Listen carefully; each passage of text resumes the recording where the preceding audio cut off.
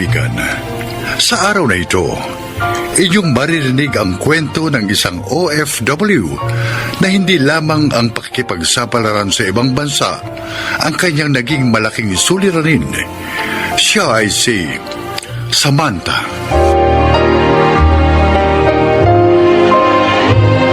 Nakatapos ako ng isang pre-law course kung kaya sinuwerte akong matanggap bilang isang paralegal sa isang malaking law firm sa Dubai.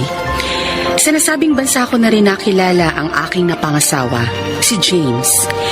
Pero dahil sa hindi magandang attitude ni James sa pinapasukan niyang restaurant bilang crew, natanggal siya sa trabaho at napilitang umuwi ng Pilipinas.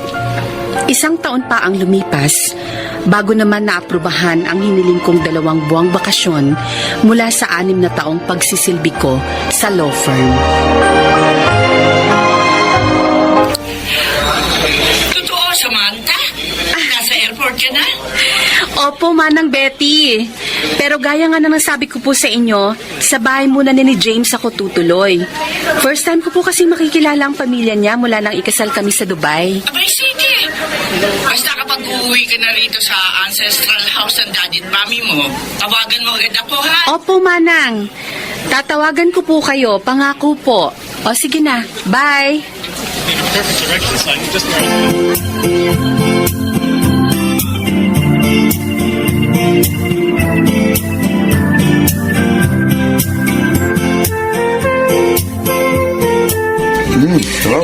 Basta masasabi ko lang sa iyo, Samantha, sa mga araw ng pagbabakasyon mo, kung makikita mo man na masyadong malapit si na James at Marga sa isa't isa, huwag mong bigyan ng anumang mali siya.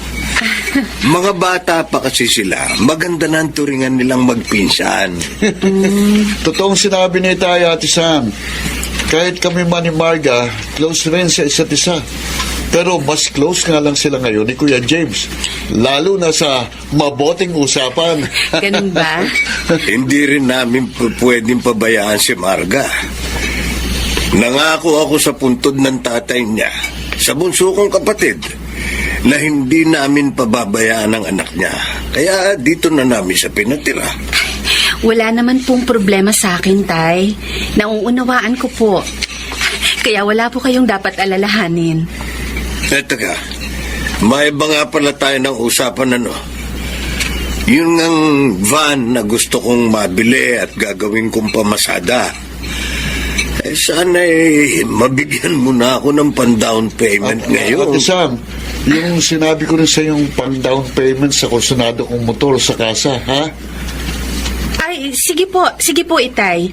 Pagkatapos nating kumain, ibibigay ko po sa inyo yung pera. Ay, Tsaka, yung sa'yo rin, Baron. Yun. Hindi ko naman talaga nakakalimutan Ayos. yun. Oks na oks ka talaga, Ate Sam. Sabi ko naman sa'yo, Baron, itong ate Samantha mo, ang pag-asa natin sa buhay. Yun.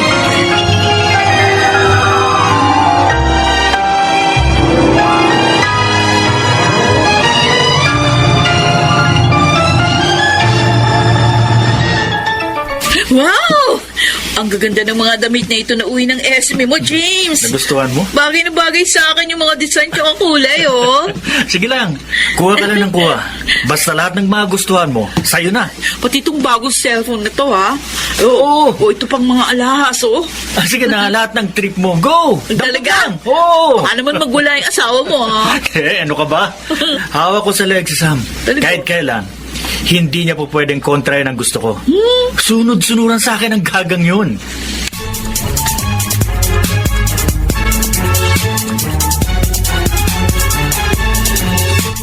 Si Marga ba yung nakita kong nagmamadaling lumabas sa banyo, Baron? Ha? Yung nakatapis lang ng tuwalya? Ay, ewan ko, Ate Sam. Hindi ko sinapansin eh. Ang alam ko kasi, naliligo sa banyo ang Kuya James mo. Tinext ko siya kung nasan siya. Ang sagot niya, naliligo daw siya sa banyo. Ganun ba? Oo. Eh di, baka nasa banyo nga si Kuya. Kung ganun, ano at bakit galing si Marga sa banyo? Anong ginawa nila ron ni Kuya James mo? Aba, ewan, hindi ko alam. Pasensya na, Ate Sam, pero nagmamadali ako eh. May joyride kami ngayon ng tropa ko. Inaabala mo oras ko eh. Isang bagay lang ang gusto kong marinig mula sa'yo, Baron. Ano? May nangyayari ba sa pagitan ni Marga at ng Kuya James mo na hindi ko alam?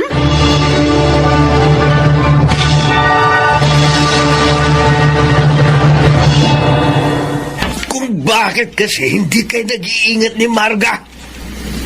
Paano kung magtuloy-tuloy nga ang paghinala sa inyo ni Samantha at putulan tayo ng sustento? O di damay-damay na tayo. Kaya nga kahit anong katok niya hindi ako lumabas ng banyo, hindi ba? Hanggat nagbabakasyon dito si Samantha, magpigil-pigil muna kayo ni Marga. Baka pare-pareho tayong maging nanga kapag natuklasan ng asawa mo yung mga ginagawa niyong magpinsan. Nahayaan ko na nga mga kabulastugan niyo, pero mag-ingat naman kayo.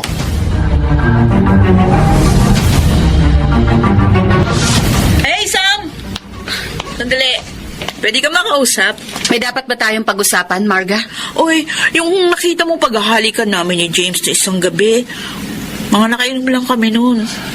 Nadala lang kami ng kalasingan namin. Gusto mong paniwalaan ko yung sinasabi mo? Ganon? Oo naman. Walang mali siya yun, ano? So, ang gusto mong palabasin, cousins with benefits lang kayo ng asawa ko. Na kapag gusto nyo magtalik, kahit sa madilim na sulok ng kusina, okay lang sa inyo, kaya dapat okay lang din sa akin. Ganun ba, Marga? Ay, wait! Teka lang. Anong nagtatalik sa madilim na sulok ng kusina yung sinasabi mo? Wala akong alam dyan sa binibintang mo, ha? Kung hindi ko siguro kayo nakuhanan ng video, pwede mong ipagkaila. Sorry, Marga. Pero lahat ng kalaswaan na ginagawa nyo ni James, nakunan ko lahat ng pictures at videos. Kaya kung humantong man tayo sa demandahan, may mga ebidensya ako laban sa inyo. Ang tigas kasi ng tuktok ng dalawang yun eh. O ngayon, sino pa maghuhulog sa kanilang kumbat? Sa'yo nakapangalan yun. Kayo lang batay. Ako, yung kinuha ko rin hulugong motorsiklo sa kasa, sa akin din nakapangalan yun. Hindi lang yun. Pambira. Sino pa magpapalamon sa atin ngayon? Yun na nga eh. Tiyak sa natuklasan niyang kabalbalan ng kuya mo at ni Marga. Hindi na tayo susustentuhan ni Samantha.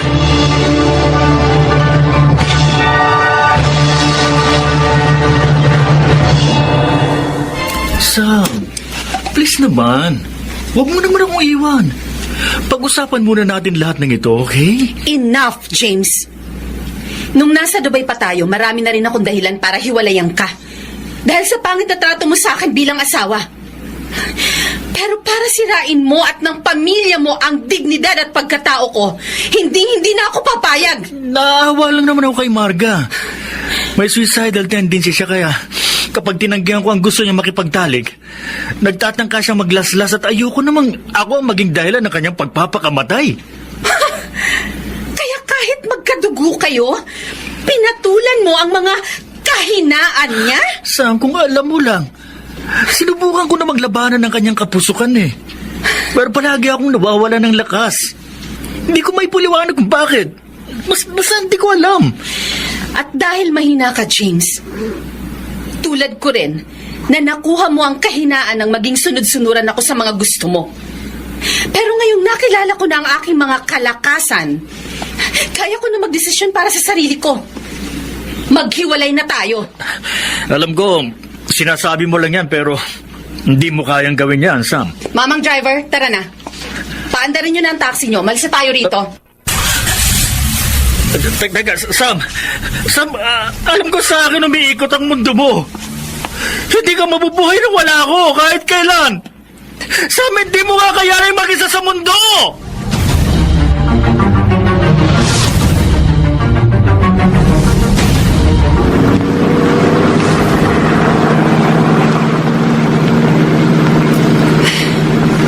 Nagkakamali ka, James. Oo. Minsan sa buhay ko naging mahina ako. At umasa ako sa iyo. Dahil inakala kong ikaw ang magiging kakampi ko sa lahat ng bagay.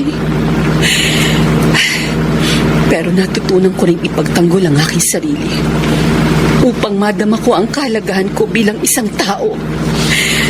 Lalo na laban sa isang katulad mong mapang-abuso.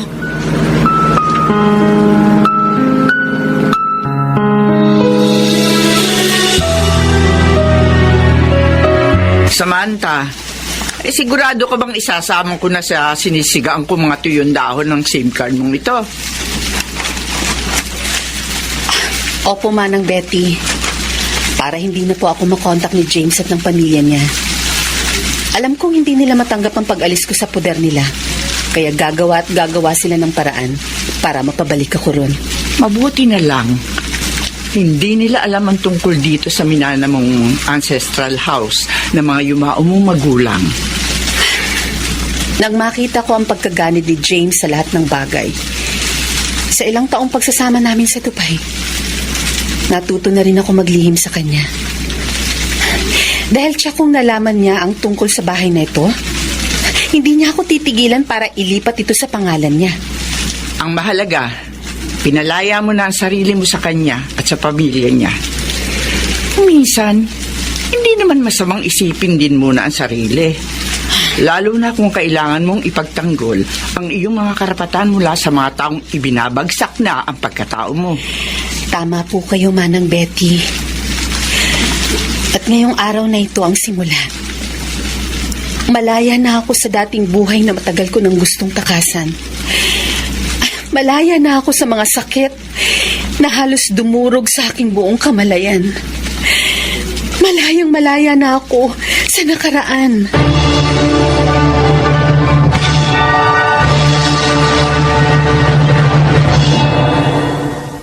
Pagkatapos ng hindi magagandang pangyayari sa pagitan namin ni James at ng kanyang pamilya, minabuti kong makabalik na agad sa Dubai para maharap ko na rin ang mga naiwan kong trabaho sa law firm.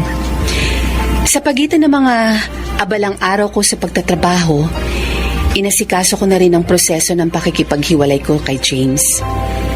At sa mabibigat na sitwasyong naganap sa aking buhay, natuklasan kong ang pinakamalaking pagkakamali na maaaring makaapekto ng malaki sa hinaharap ay ang patuloy na pagkatakot kong magdesisyon para sa aking sarili.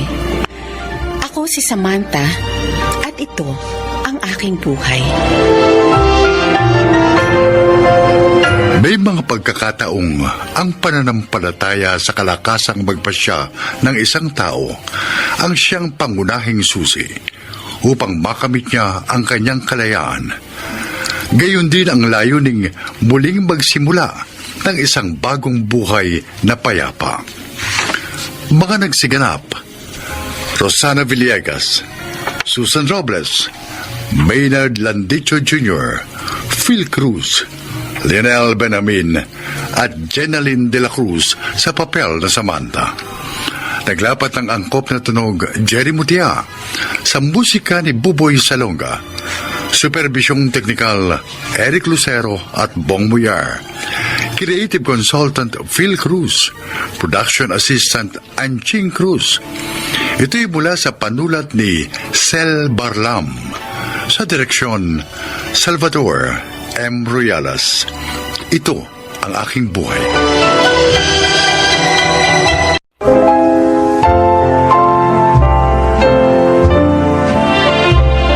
Mga kaibigan, pakinggan po natin ngayon ang isa pang natatanging kasaysayan na ilalahad sa atin ni Arnie. 38 years old na ako. Panganay sa 4 na magkakapatid. Uli lang lubos na kami. Pero sa awa at tulong ng Diyos, napagtapos ko na pag-aaral ang 3 kong nakababatang kapatid.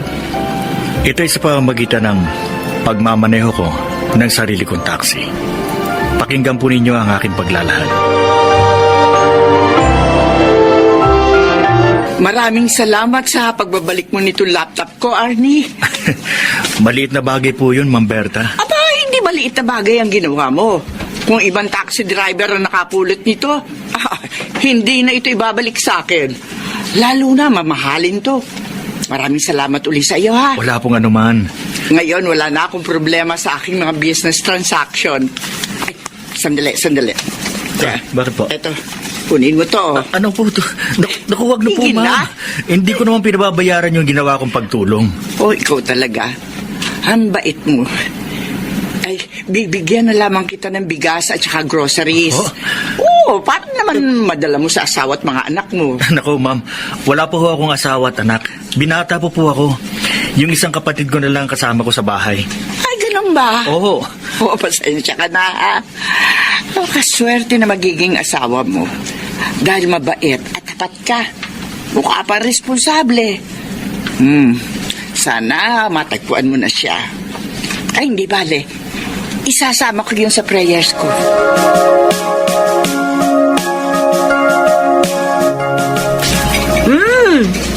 Ang sarap itong ulam na binigay sa'yo ng tinulungan mo pasahero, kuya. Sige na, kumain ka lang dyan. Hindi lang yan ay binigay kay Kuya Ate Lucy.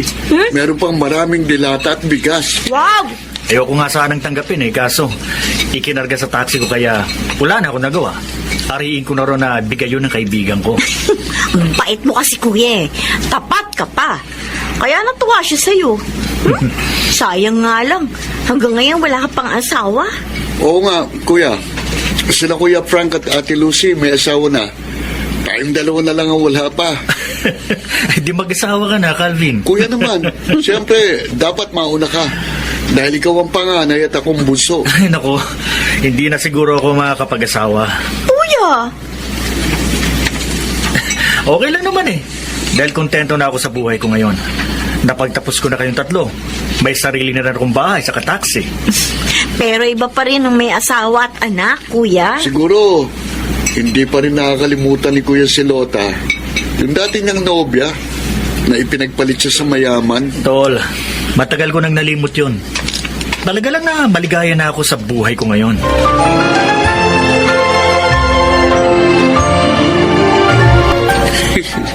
Bakit nangingiti ka dyan, Calvin? Yun kasing girlfriend ko, ate. May pinsan na kasing edad ni Kuya Arnie. Oh, ngayon? Dalaga pa rin yun At mabait rin daw. Sabi ni Dulce sa akin, kung gusto ko raw, ipag-blind date namin sila. Maganda yan O diba, malay Oo natin, nga. magkagustuhan sila. O di, makakapag-asawa ng mabait nating kuya. Kailangan kumbinsihin natin si Kuya Arnie.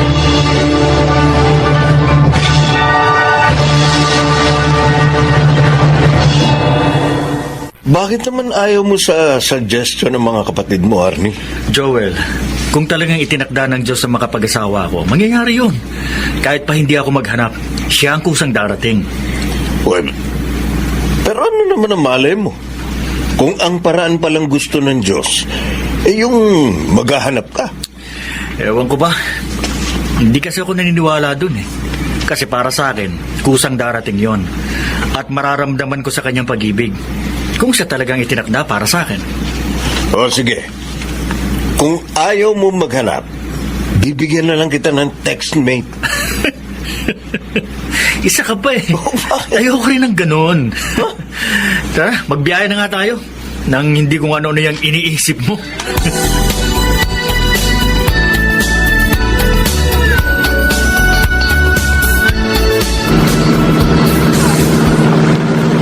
Ma'am, saan ko po kayo sa Makati ihahatid? Sa JP Rizal, mamang driver, ituturo ko na lang sa inyo yung bahay ng tita ko. Okay po.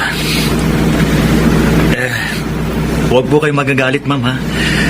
Tingin ko kasi parang malapit na kayong mga anak. Bakit nag-iisa lang kayo naglalakad? Dapat kasama niyong asawa niyo.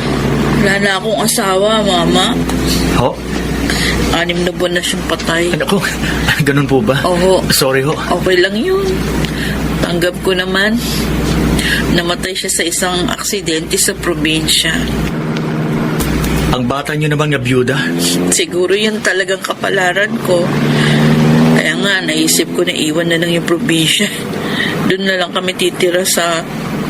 Doon nga, sa sinabi ko sa yung bahay ng tiyahin ko. Ganun po ba? Oo.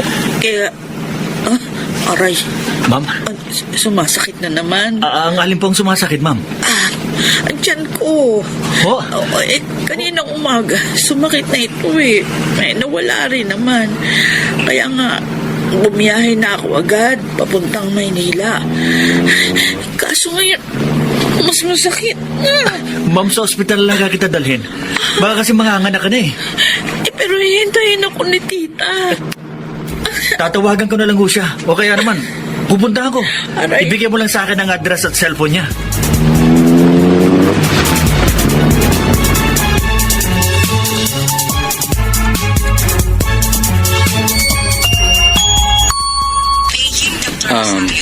Kayo po bang asawa ng pasyente? Oo, ay naku, hindi ko.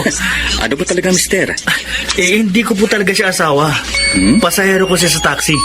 Sumakit ng tiyan niya kaya dinala ko siya rito. Pero tatawagan ko na ang kamag-anak niya para puntahan siya dito.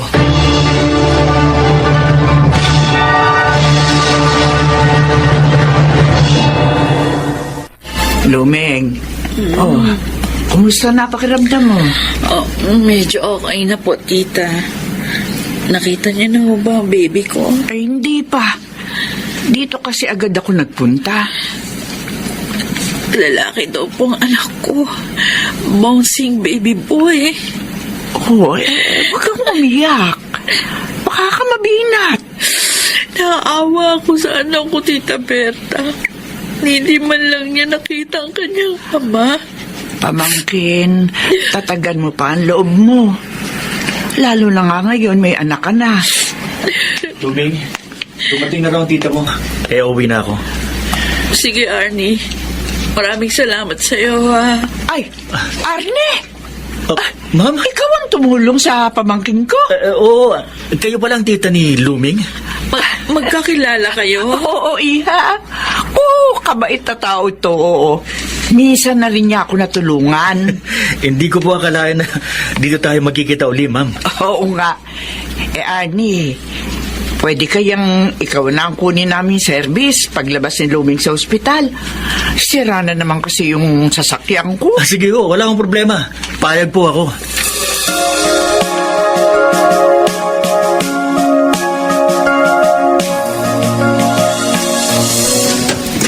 Oh, ikaw pala, Ate Lucy. Pasok ka. May dala ako para sa inyo ni Kuya Arnie, Calvin. Wala si Kuya eh. Oh, pumasada ba? Hindi. Nandun sa balak niyang ligawan. Balak! Ibig mo sabihin, in love ng kuya natin? Mag-aasawa na siya. Oo, ate. Sa wakas, na-inlove na uli si Kuya. At kung sasagutin daw siya ng babae kapag nagtapat siya, pakakasalan daw niya yun. Ako sana naman ipakilala naman niya sa atin. Nakita ko na siya, ate. May picture siya kay Kuya sa cellphone niya. Nandun pati yung anak niya. Anak? May anak sa pagkadalaga? Wala. Byuda yung babae. Napakaagang na byuda. Kasing edad ko nga lang siya eh.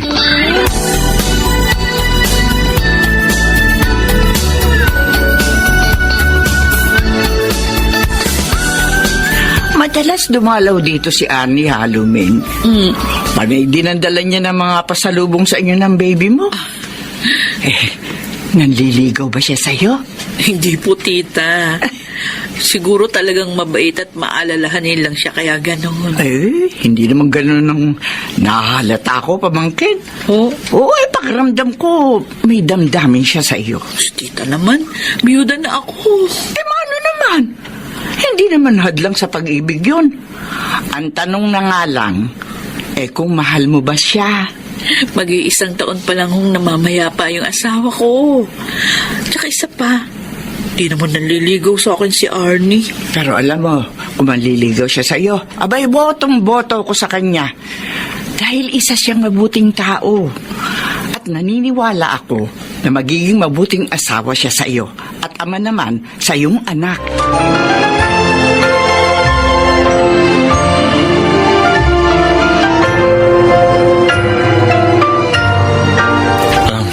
Luming, para sa'yo. Regalo na naman. Palagi ka na lang nagdadala ng kung ano-ano sa akin, Arnie. Nakakaya na sa iyo. Wala ka namang dapat ikahiya eh. Ako ang may gustong gawin yun. At yun ay dahil mahal kita, Luming. Ha? Arnie? Totoo ang sinasabi ko. Akala ko nga, di na ako iibig pang muli. Makalipas ang pagkabigo ko. 12 taon na nakakaraan. Pero, meron na akong anak. Luming, handa ko siyang ituring na tunay kong anak. Tanggapin mo lang ang pag-ibig ko sa'yo.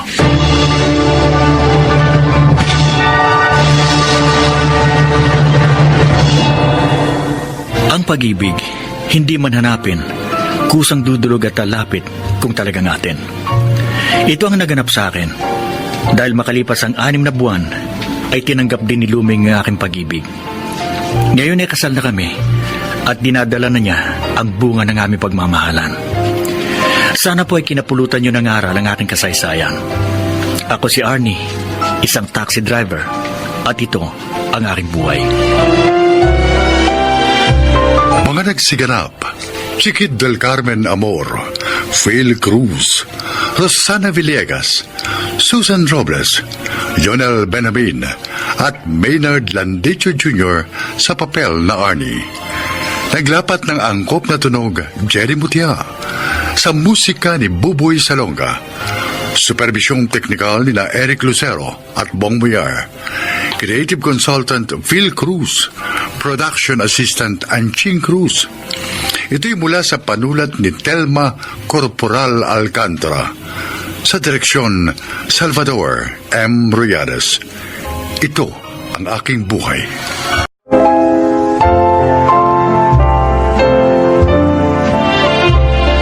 Mga kaibigan, pakinggan po natin ngayon ang isa pang natatanging kasaysayan na ilalahad sa atin ni Ronan. Bata pa lang po ako. Pangarap ko na po maging buksingero. Katunayan! Ronan, anak. Uy, gumising ka na. Gising na, magte-training na raw kayo ni Dindo, sabi ng tatay nyo. Bangon na. Opo, Nay. Bangon na po ako. Pero bago ka sumabak sa training, kumain ka muna ng agahan, ha? Pinagluto kita ng pritong tawilis, kamatis, at saka kanin. Nagtimpla na rin ako ng kape para sa'yo. O, halika na. Tara na, anak. Pumunta na tayo sa hapag.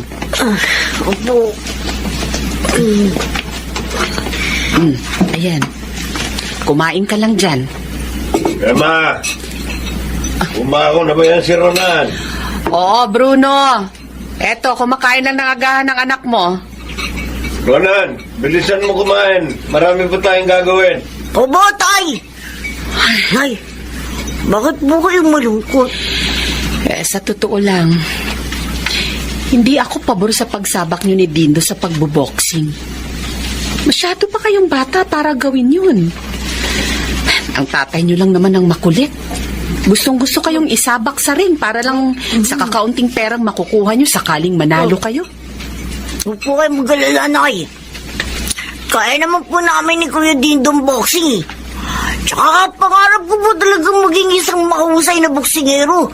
Tulad mo ng idol ko si Dodaire. Kung yan talaga ang pangarap mo, wala na akong magagawa. Palagi ko na lang kayong ipagdarasal ni Dindo na sana ligtas kayo sa bawat mga laban nyo.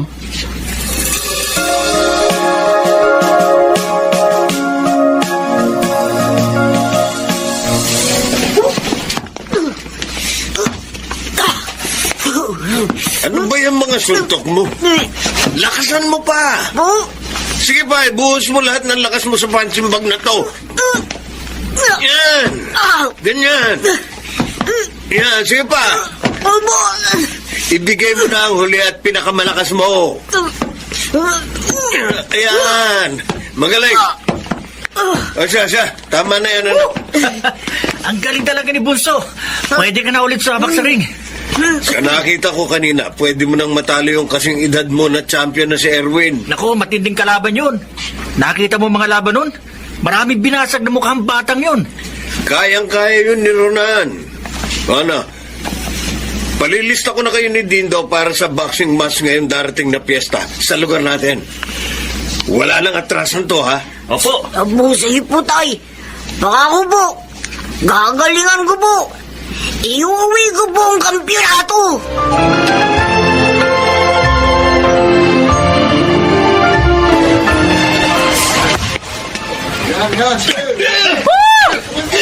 Dindo! Dindo, kaya mo yan! Kaya mo yan! Pabaksikan mo na yung kalaban mo! Diyos ko! Dindo! Bruno! Bruno, ang anak natin na nakaw! Dito! Anak! Tulungan niyo ang anak ko! Tulungan niyo ang anak ko! Dito! Gumising ka, anak. Bruno, dali natin sa ospital si Dindo! Diyos ko, parang awa niyo na! Iligtas niyo ang anak ko!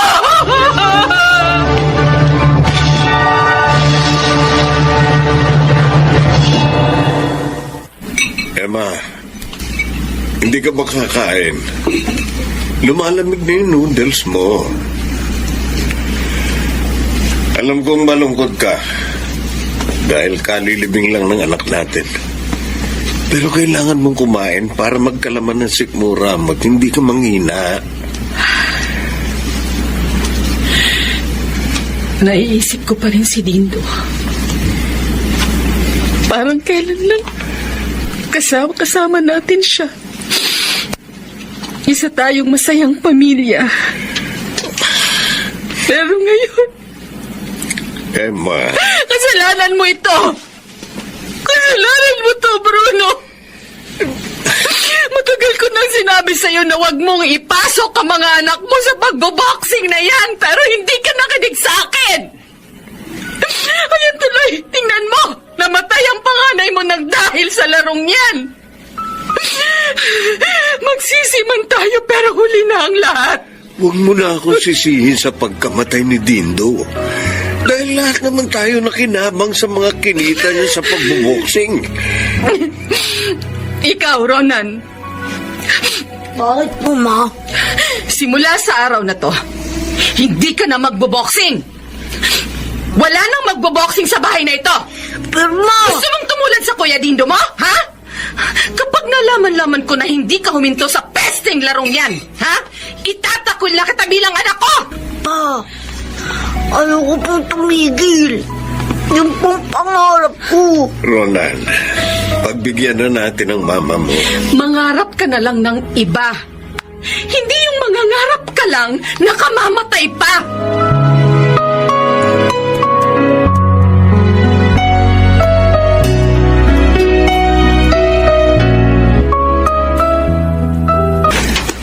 Tatapon ko na itong mga punching bag na ginagamit natin noon sa tuwing nag-iensayo kayo ng kuya mo. Pati itong mga boxing gloves, tatapon ko na rin.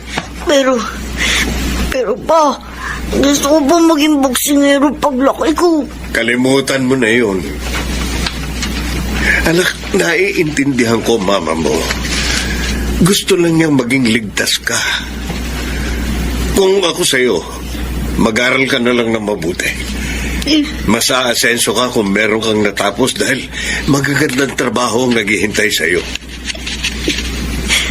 Opo pa. Halika, anak. Halika. Tulungan mo akong buhatin itong mga punching bag para dalhin sa tapat ng bahay. May mangungulekta ngayon ng basura. Opo. Yan. Di ko pa rin isasar ang pangarap ko na maging isang tanyag na boksingero. Hindi man ako makapag-boxing ngayon. Pero dadating din ang araw. Makakabalik ako sa ring. Matatanggap din ni Mamang pangarap ko.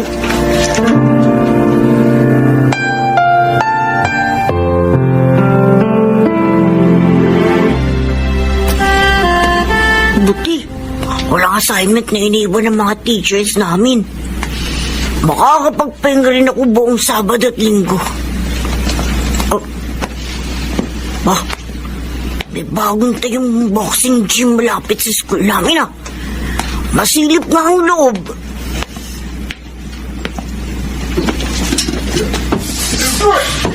Ay, maraming nag-i-ensayo ng boxing sa loob. Ang gagaling nila oh. Namimiss ko tuloy yung dating pagtitraining namin ni Kuya Dindo. Sana makapag-boxing ulit ako. Bata, anong ginagawa mo dito? Oh, nanonood lang po ako ng training ng mga boksingero. Oh, pwede po ba, sir? Pwede naman. Teka, parang kilala kita. Ikaw si Ronan, di ba? Yung nag-champion sa boxing cage edition nung nakaraang fiesta. Opo, sir. Oh. Opo yun. Pero pinatigil na po ako ni Mama sa pagbuboxing nung namatay po yung kuya ko. Oo, nabalitaan ko nga yun. Pero sayang naman at tumigil ka na. Magaling ka pa naman. Ang totoo niyan mas magaling ka pa sa kuya mo. Pwede kitang i-coach kung gusto mo. Ayos po yan, sir. Kaso, galit po sa akin ng mama ko pag bumalik po ako sa ring. Huwag kang mag-alala. Training lang munang gagawin natin. Kapag gusto mong sumabak sa aktual na bakbakan, saka na natin hihingi ng permiso ng mga magulang mo. Ano, Ronan? Ha? Sige po. Sige po, sir. Pagkatapos po ng klase ko, pwede po ako mag-training sa inyo. Salamat po, sir. Wala yon. Asa nga pala, ako si Rando. Opo. At simula sa araw na ito, ako na ang coach mo. Ha?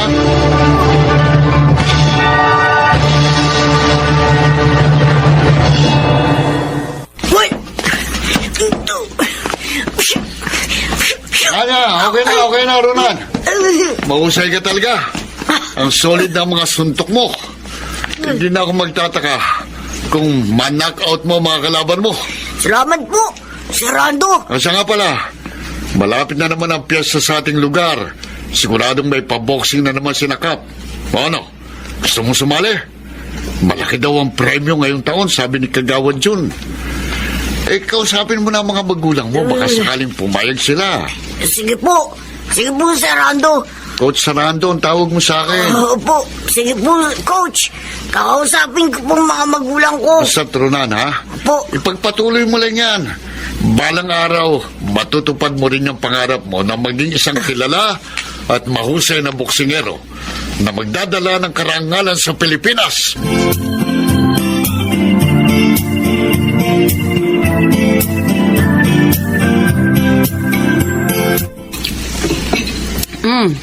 Siya nga pala, Ronan. Kumusta ang pag-aaral mo? Ayos naman po, Ma. Tataas naman po yung mga grades ko sa quizzes namin. Teka nga muna. Po, Bakit may balot na tela ang kamay mo? May nangyari ba dyan? po, wala naman po. Patingin nga. Tanggalin mo yung tela na kapulupot sa dalawang kamay mo. Opo. Oh, Oh, bakit namumulat na mamagayan? Napaaway ka ba? Hindi po ako napaway pa. teka. Huwag mo sabihin sa aming bumabalik ka sa pagboboxing. Ha? Ma, nagtutraining po ako sa boxing gym ni Sir Rando. Lintik kang bata ka. Di ba kabilin-bilinan ko sa'yo, nakalimutan mo na ang boxing?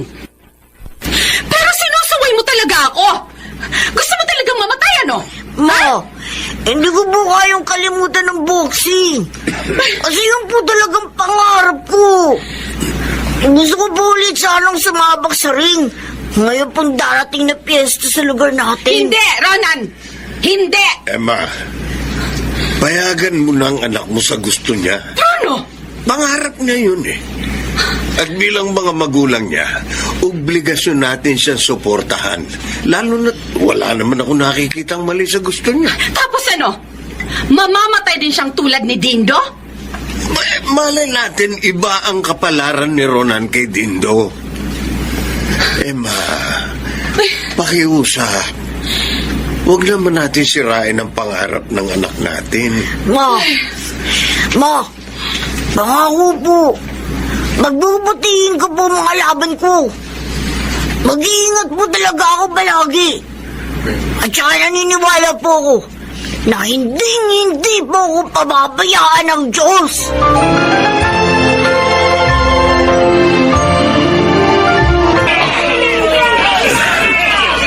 Si Erwin ang makakalaban mo, Ronan, ha? Tandaan mo yung mga tinuro namin ng papa mo sa'yo, ha? Opo, Coach Nando. Minsan mo nang napabagsak si Erwin. Alam kong magagawa mo uli yan. Ha? Mag-ingat ka na. Sige, good luck. Baka ko po. Gagalingan ko po. iuwi ko po medalya. Ayun na. Sige na. Simula na ang boxing. Go! Kaya mo yan! Kaya mo yan! Anak! Kaya mo yan!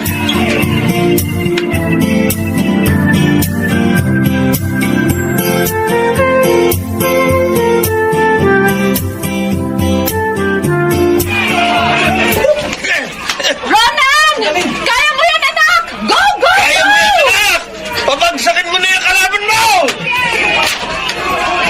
Ayun! Yo! Bagsak! Ronan! Panalo si Ronan! Oo, Emma. Mahusay talaga ang anak natin. Salamat sa Diyos. Oo, tulungan kitang tumayo, Erwin. Salamat, Ronan. Congrats sa'yo, ah. Tinulungan pa niya. Talagang magaling ka. Ikaw rin naman eh, magaling ka din. Salamat sa magandang laban natin ngayon. Ang nanalo sa Kid Division ay ang nakasuot ng kulay pula, si Ronan Gonzalez. Alam na Congrats, anak!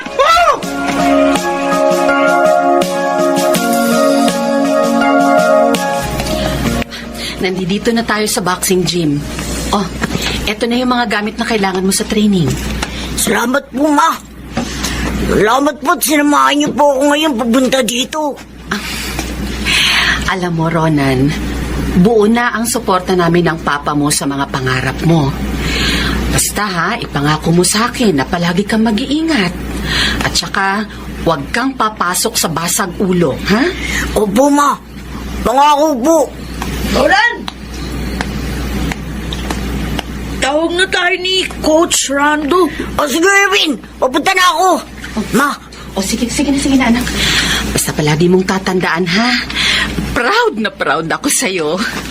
Mama. Mahal na mahal kita, anak.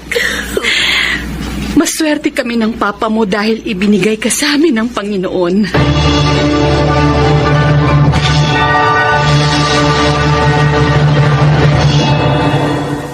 Sa ngayon po, ay patuloy pa rin ako sa pagboboxing. Marami na po ako na ipanalong laban. Maraming naiuwing medalya at trophy. Pero kahit na palagi ako nasa training, hindi ko po napapabayaan ang aking pag-aaral. Katunayan nga po, nasa top 7 po ako sa pinakamahusay sa klase. Alam ko po, marami pa akong bigas na kakainin para maabot ko po ang pangarap ko na maging isang profesional na boksingero. Pero hindi po ako nawawala ng pag-asa. Nandyan po ang aking mga magulang na sumusuporta sa akin. At higit sa lahat, alam ko, mahal po ako ng Diyos. Ito po si Ronan, isang batang boksingero. At ito, ang aking buhay. Lahat tayo ay may kanya-kanyang pangarap sa buhay. Huwag tayong sumuko na abutin ito. Magsikap, maging mapagpakumbaba. At higit sa lahat, matutong lumingon sa pinanggalingan para maging matagumpay tayo sa pag-abot sa ating mga pangarap. Mga nagsiganap, Chiquit del Carmen Amor, Rosana Villegas, Lionel Benjamin, Jenaline de la Cruz, Phil Cruz, at Maynard Landicho. Naglapat ng angkop na tunog Jerry Mutia sa musika ni Buboy Salonga, supervisyong teknikal Eric Lucero at Bong Muyar, creative consultant Phil Cruz, production assistant Anching Cruz, sumulat ng ating kasaysayan Chris Nasenga, sa direksyon Salvador M. Royales. Ito ang aking buhay.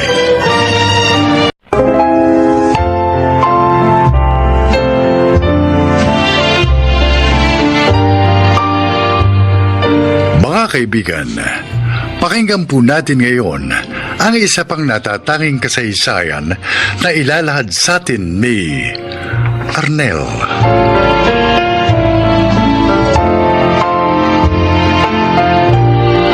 Seventeen kami ni Yoli nang magtanan kami dahil buntis na siya. Wala nang nagawa ang mga magulang namin kaya hinayaan na lang kami. Dahilan kaya hindi kami nakapagkolehiyo. At sa edad kong 23 ay 2 na ang anak ko. Pakinggan po ninyo ang aking paglalahad.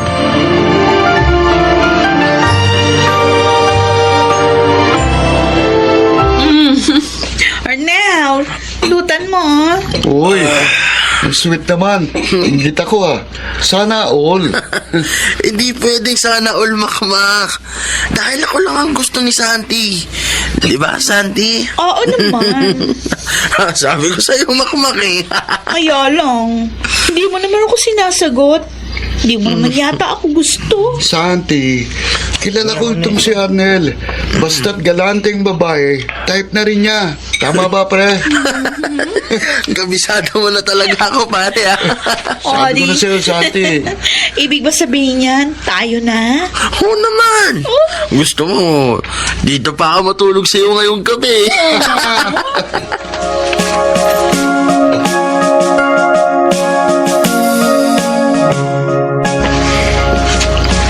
Yun po ang natuklasan ko, Nanay Sonia. May babae po siya. Ang lalaki yun talaga, oo. Puro na laban sakit ang ulam binibigay sa akin. Hindi na ako binigyan ng kahihiyang kay Balaing Roger. May asawa na nga at 2 anak. Nakukuha pang mambabae. Kaya pala may pagkakataon na hindi siya umuwi dito. Nandun siya sa Santi na yun. Sakit, Nanay Sonia. Hinahayaan ko na nga waldasin niya yung kita niya sa pagpe-pedicab. Ako na nga nagtatrabaho para mabuhay kami. Nagawa pa rin niya ako. At ang babaeng yun naman, ang tanga-tanga. Sukat po batol pa sa may asawa. Sabi nga po ng kaibigan ko, madalas nga raw po si Santi pang gumagastos sa asawa ko. Kaya pala marami siyang bagong damit at sapatos. Gusto ko nang sugurin talagang babaeng yun. Gusto ko ilampaso yung mukha niya sa simento. Wag, Yoli. Hayaan mo na lang muna ako. Ako ang kakausap kay Arnel. Hindi ako papayag na gawin niya ito sa inyo ng mga apo ko.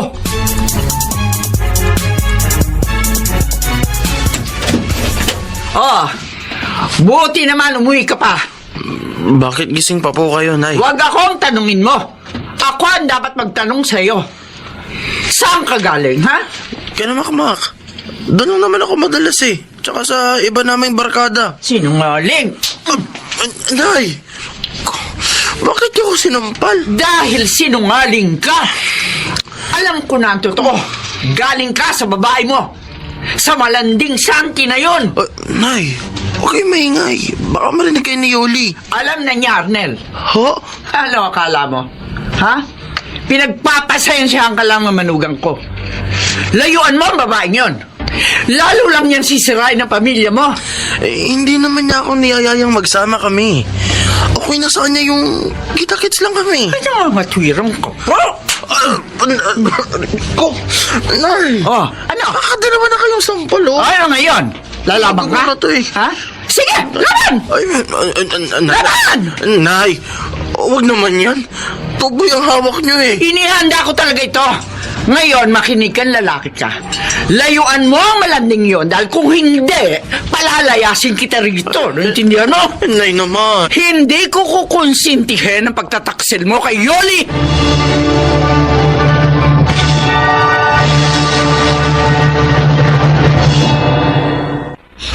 Narito na ako sa bahay ni Santi. At nakita ko nang umalis si Arnel. Hinalikan pa niya ang asawa ko. Malandi talaga. Hindi na nahiya sa mga tao. Makikita mo yun sa akin. Kakatok na ako. Oh! Arnel, my love! Bakit ganyan ka kumatok? Bakit bumalik ka? Oo, sandali, nandiyan na. Ko naman, kumakakatok eh. Sino ka? Hindi mo pala ako kilala? Pues, magpapakilala ko sa iyo. Ay! Ko! Bakit ka nanampal? Maldita ka! Ikaw ang maldita. Ikaw malandi. Ano ba? Mga agaw ka ng asawa.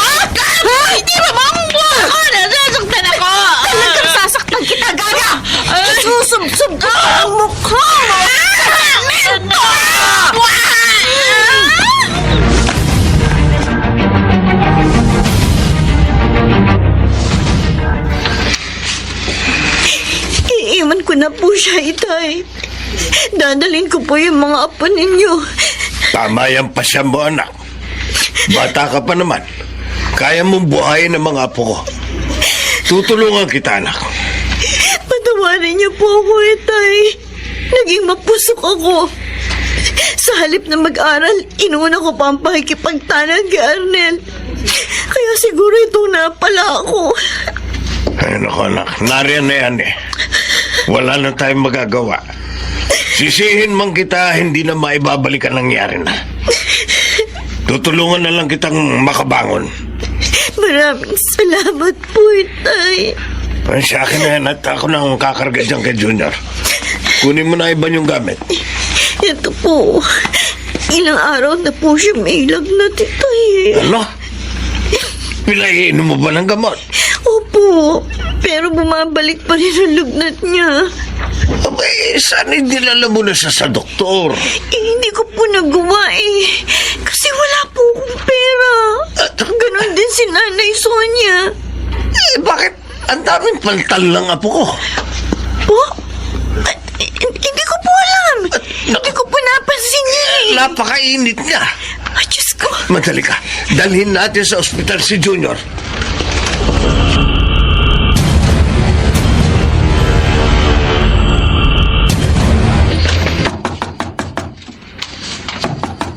Sandali!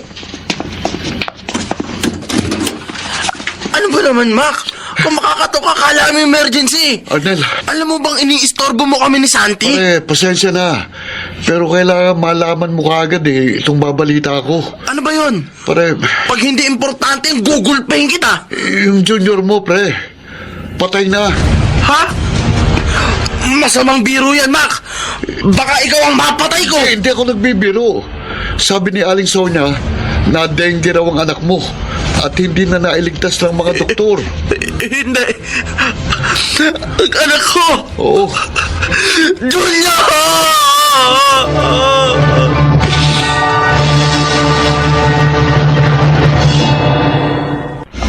Patay na nga ang anak ko. Ang anak ko. Anong ginagawa mo dito? Doon ka na lang magbabad sa kama ng babae mo. Yoli. Lumayas ka. Yoli, Lumayas patawarin mo ka! ako. Gusto ko makasama ang anak natin kahit sa huling sandali. Ikaw ang may kasalanan kaya namatay ang anak natin. Dahil irresponsable ka, wala kang pinahalagahan kundi ang hilig ng katawan mo. Patawad, Yoli. Lumayas ka na dito. Hindi kailangan ng anak mo, mga luha mo. Pakiusap. Huwag mo akong paalisin. Lumayas ka! Lumayas ka, sabi! Maililibing namin si Junior na wala ka!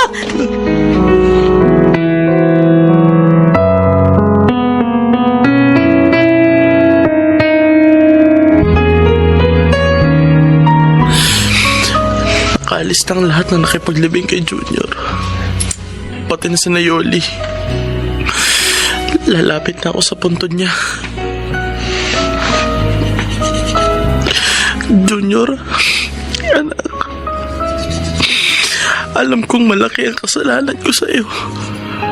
Naging irresponsable ako. Hindi ako naging mabuting ama. Patawad, anak ko. Alam ko hindi mo na ako maririnig. Pero hindi ko matiis ang sumbat ng budhi ko. Patawad, Junior. Patawad, anak ko.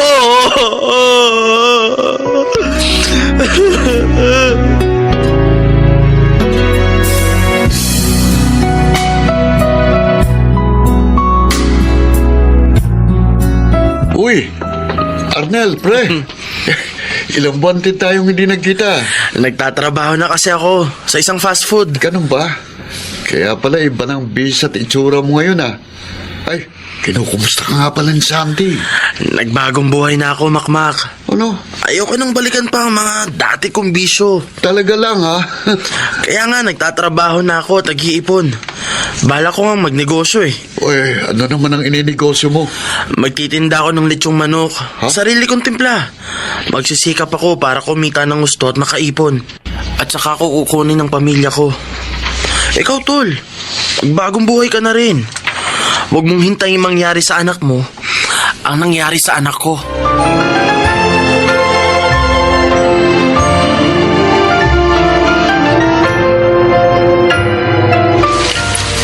Tay, binili niyo po ang mga groceries na to? Dami ah. Hindi, anak. Dala yan ang asawa mo. Ah? Arnel? Ako nga, Yoli. Pinatuloy ko sa anak para makapag-usap kayo ng maayos. Naparito ko para humingi muli ng tawad sa'yo.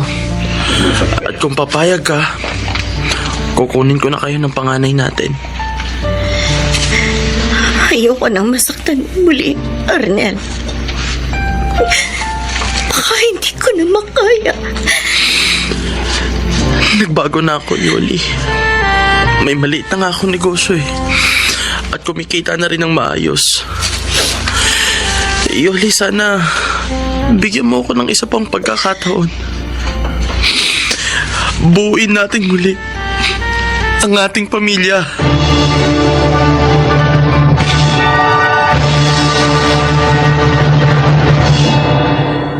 Sa awa ng Diyos, napatawad din ako ni Yoli at muling nabuo ang aming pamilya.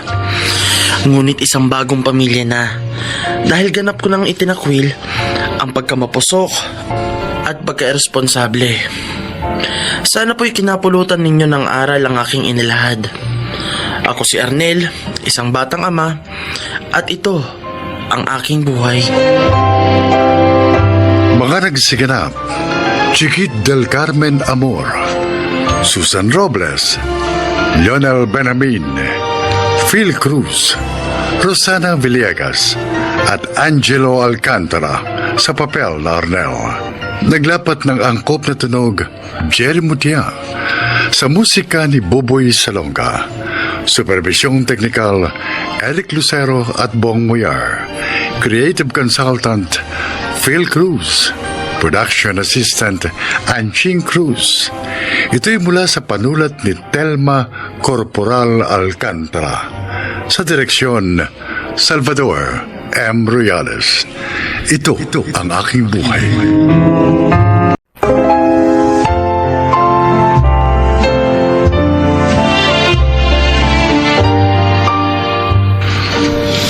Magandang araw po sa inyo mga kaibigan. Ngayong araw na ito, mapapakinggan natin ang paglalakad ng isang ina na pinatunayang ang buhay ay hindi isang uri ng kompetisyon, kundi isang laban na nangangailangan ng determinasyon. Siya po ay si Toyang.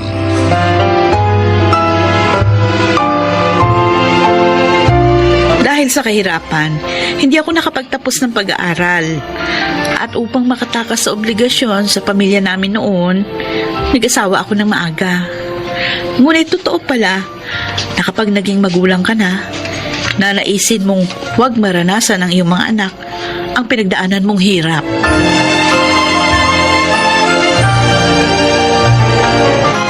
Ate Emma! Naku, naglalaway na sa himbing ng tulog. Ate Emma.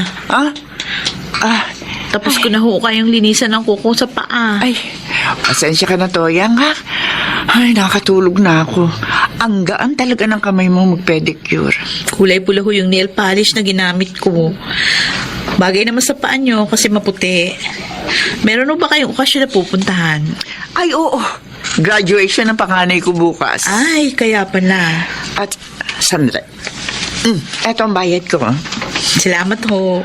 Eto, dagdag na yung 20 pesos. Naku. Tip ko na yan sa'yo. Salamat po rito. Ay, kukunti nga lang yan eh. Hayaan mo, kapag may trabaho ni si Myra ko, dadagdagan ko yan tip ko sa'yo. Eh, sure na sure naman yun. Kasi ngayon pa nga lang, ay, nag-aagawa na mga kumpanya dyan sa panganay kong yan. Ay, talaga ho? Oo! Eh, sino ba naman ang hindi magkakandara pa sa kanya? Matalino, summa cum laude, tapos maganda pa. Pero yung kagandahan, eh, iba na yun eh. Kasi syempre, kanino pa ba naman magmamana? Oo nga naman. Oh, eh, ikaw, yung mga anak mo, naku, siguro kung nakapagtapos ka ng pag-aaral, tapos may maayos kang trabaho, ay baka mas maging maganda ang future ng mga anak mo. Eh, kasi mapapaaral mo sila sa mamahaling eskwelahan. Yan si Myra ko. Alam mo ba ang tuition niya kung magkano? Nako! Kulang ang 50,000. Sabi niyo nga ho yun. Nung unang beses niyo yung kinuwento sa akin, 30,000. At ay, mali pala yung pagkakaalala ko noon, Toyang. Tapos alam mo ba ha, itong pangalawa ko si Alexander, Ay, naku, Ate Emma. Oh. Pasensya na ha. Magkwentuhan na lang ulit tayo kasi mag-aayos pa ako ng mga ititinda kong barbecue. ay, siya, sige, Toyang. Ay, bukas nga pala, punta kayo rito ng mga anak mo, ha? Nang makatikim man lang kayo ng mga masasarap na pagkain. Eh, baka mamaya nauumay na yung mga anak mo sa isaw at balumbalunan. May lechon bukas.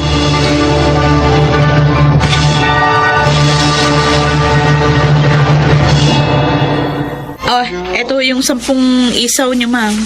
O, Totoy, sa iyo, anong bibilhin mo? Hotdog? Hotdog po. Oy, wala ka bang dila at panay turo ka lang dyan?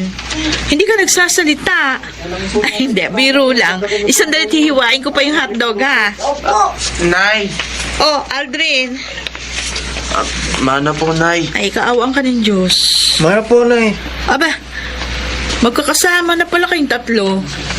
Mano po, Nay? Oh, ay, may ulam na sa bahay. Hindi po barbecue ulam natin. Hindi. Masarap yung ulam natin ngayong gabi. Ginisang munggo na may tinapa. Ay siya, umuwi na kayo. Magsaing na kayo, ha? Baka mamaya ang tatay nyo na naman ang magsaing. Pagod yun. Ay, tara na! Kuya Aldrin, Kuya Justin! Masarap po ulam natin ngayon!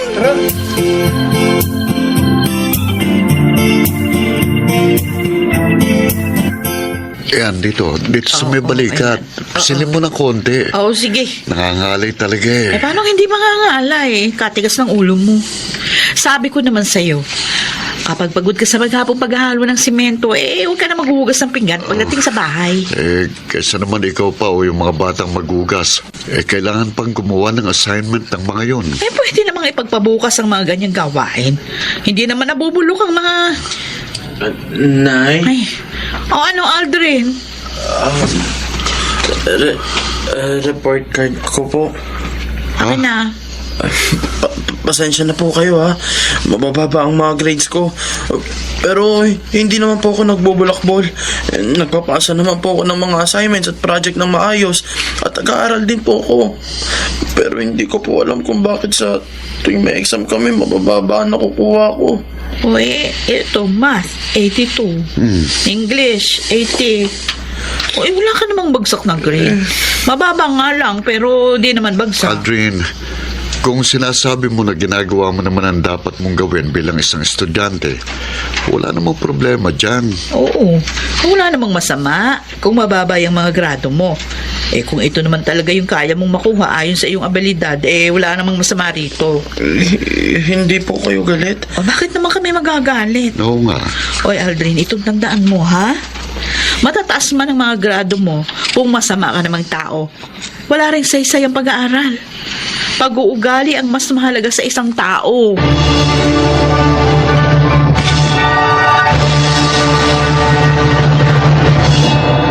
Dado, buntis pala yung panganay na anak ni Ate Emma. Eh, hindi ba kagagraduate lang nun? Ay, nung umakyat pala sa stage, buntis na. Naku. Malapit na nga mga anak eh. Kanina nakita ko ang laki ng tiyan. Ang masaklap lang, hindi pinanagutan ng boyfriend. Uy, may kaya naman sila eh. Kaya namang buhayin ni Ate Emma ang apo niya. Kaya pala hindi na ako kinukuha ni Ate Emang labandera, siguro yung nahiya. Madalas, pinagyayabang niya yung mga anak niya kasi matatalino at magagaling daw sa klase. Eh, yung pangalawang lalaki, napabalkahan na raw.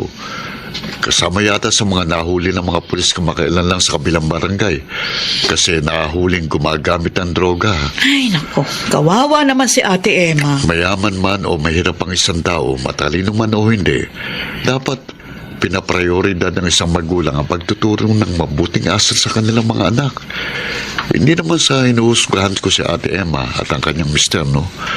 Pero napakalaki ng papel na ginagampanan ng mga magulang sa paghubog ng pagkatao ng isang anak.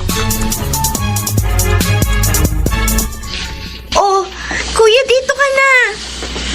Isuot mo na ang toga mo, Justin. Dapat ba hawak mo itong cake? Oo naman, kuya. Yung makikita yung nakasulat na congratulations. Okay, nagugutom na ako. Matagal pa ba yung pagpipicture nyo? Malapit na po, Tay. Naku, dalian nyo na't lalamig yung pagkain natin. Oh, sige, last na to talaga, Kuya Justin. Oh, okay. 1, 2, 3. Smile! Ay, salamat. Oh, tara na. Nay, kain na tayo. Uy, ano ba itong mga binili nyo, Aldrin, ha? Gumastos na naman kayo ng gumastos. Ay, hindi ko yan binili, Nay. Ha? Galing yan kay Chang Emma. Kay Ate Emma? Opo, binigay niya sa amin kanina itong pizza at saka isang fried chicken. Ganun ba? Opo. Nay, ngayong tapos sa si Justin, siguro naman. Papayag ka na tumigil sa pagtitinda ng barbecue. Eh si Myra na lang ang nag-aaral. At kaya ko na siyang tustusan. Oo, wala namang masama sa pagtitinda ng barbecue. Nay, ang gusto lang namin, makapagpahinga na kayo ni tatay sa pagtatrabaho ng gusto.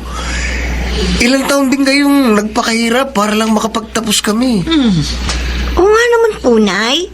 Buti pa kasi tatay tumigil na sa pagko-construction eh. Mag-relax na po kayo ngayon. Basta't ako, nakakapag-relax ako kapag kausap ko mga alaga kong baboy. Sinasabi niyo ba, Tay, na mas nare-relax kayong kausap ang mga baboy kaysa kausap si nanay?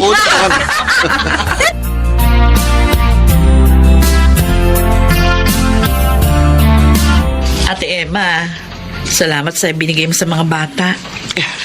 Toyang, wala yon. Natutuwa lang kasi ako sa mga anak mo. Kababait na bata. Si Aldrin mukhang maayos ang nakuhang trabaho. Ay, awa ng Diyos. Nakuha naman siya sa munisipyo. Kakaregular nga lang no isang buwan, kaya maayos na rin yung mga natatanggap niyang benepisyo. O yung isa mo, saan na magtatrabaho? Ay, magre-review raw muna para makatake ng exam sa LET. Mabuti ka pa. Wala man kayo maayos na trabaho ni Dado. Puro lang pa extra. Ikaw naglalabada, nagtitinda, nagmamanicure, pedicure. Pero napalaki nyo na maayos sa mga anak nyo. Nakakaingit kayong dalawa. Ako naman, tingnan mo. Matatalino naman sana yung mga anak ko. Pero, eto, parehong pasaway. Yung isa may anak na. Tamad pang maghanap ng trabaho. Umaasa na lamang sa amin ng daddy niya. Wala nang ginawa kundi mag-cellphone maghapon. Pero yung anak, hindi naaalagaan na maayos. Yung pangalawa naman, ewan. Ayoko na sana sabihin pa eh. Itong pangatlo na lang ang inaasahan ko. Sana naman tumino at matuto na sa mga kapalpakan ng mga kapatid niya. Alam mo kasi, Ate Emma, iba-iba ang klase ng pagpalaki natin sa ating mga anak. Pero kailangan lang naman ng mga anak natin pagmamahal at pagdidisiplina. Dapat habang lumalakas sila, na itatanim natin sa kanilang mga puso at isip kung ano yung tama. Kapag nasanay silang gawin ang tama mula pagkabata, hindi nila yun makakalimutan hanggang sa kanilang pagtanda.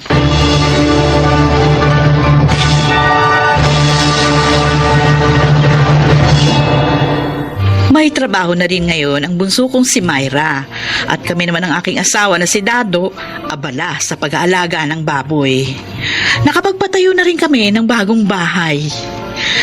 Napatunayan ko na hindi naman natin kailangan maging mayaman o magkaroon ng mataas na pinag-aralan para maging isang mabuting magulang.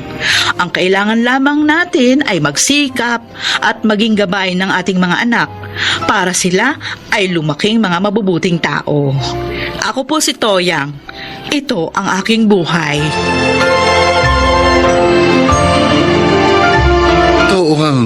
Ang tunay na kaligayahan ng isang magulang ay ang makita ang kanyang mga anak na lumaking mga mabubuting nilalang. Mga nagsiganap: Angelo Alcantara, Lionel Benjamin, Phil Cruz, Chiquit del Carmen Amor, Susan Robles at Rosana Villegas sa papel na Toyang. Naglapat ng angkop na tunog Jerry Mutiang.